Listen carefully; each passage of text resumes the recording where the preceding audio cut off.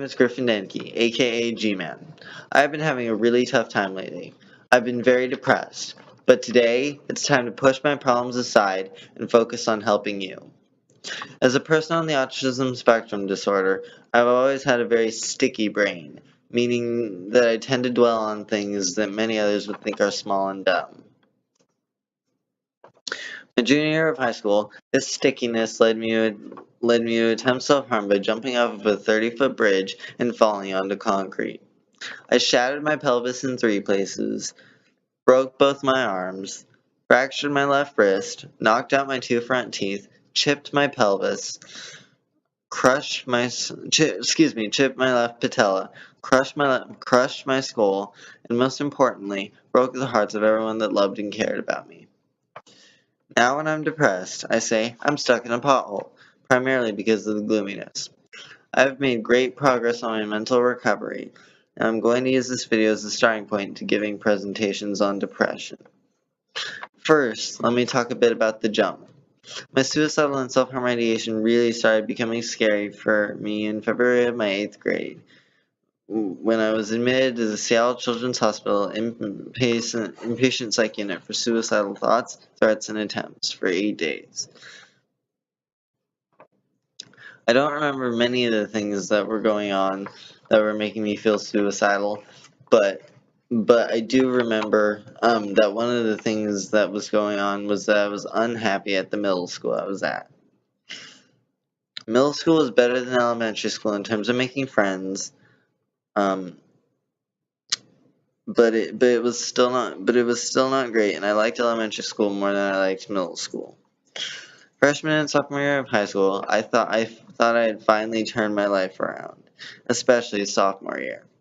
Sophomore year, I had joined my school's Biotechnology Career Academy, as well as started taking French, a class that I've always excelled at. I thought that things would go excellent from that point on, and I'm being serious about that. Then, junior year of high school happened. Junior year of high school, I had 7 to 10 hours of homework per night with 2 jobs in driver's ed. That alone was too much. Then on top of that, I was beating myself up for the smallest, dumbest things, was fighting with my parents regularly, and put simply, dealing with the worst stress and depression of my life. On May 4th, 2015, I told that stress and depression that they had won the battle by attempting self-harm and jumping off of a bridge. I had overdosed on pills twice and had had a trip to the ER for cutting myself the previous month. Depression is not a choice. In the brain, there are neurotransmitters and neuromodulators that use electrical waves to transport serotonin, a chemical that is primarily responsible for mood. With depression, the serotonin can't get to where it needs to go, so there isn't enough of it. Inefficient transmission of these chemicals like serotonin can lead to multiple things, suicidal and self-harm ideation to name a couple. Since the jump, I've decided to become a therapist, study psychology and the neuroscience of depression in college, give presentations on depression, write music, and hopefully run for president in 2052, with the main goal being to make suicide prevention and depression awareness and in general a national issue. Now let me talk about my insight. With my interest in psychology and the neuroscience of depression, I have come up with numerous neuroscience-related questions. I'm going to name 3 of them. The first one is what chemically causes people to get so depressed that they can only see suicide and self-harm and related behaviors as a way out of such enormous pain, and how can they develop the resilience to overcome that?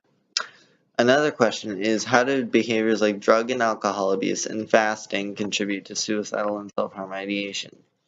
And finally, the last one I'm going to share with you is if there was a biological test for both depression and autism, I'm wondering if I'd be diagnosed with depression, or if the intensity that I feel my emotions is just the fact that perseveration is how my autism affects me. A few words I have for you. It always gets better. Never give up. Hurting yourself is not the solution. I can guarantee you that it always gets better. Nothing, and I repeat, nothing is more important than your mental health. Try seeing a therapist if you're having a hard time.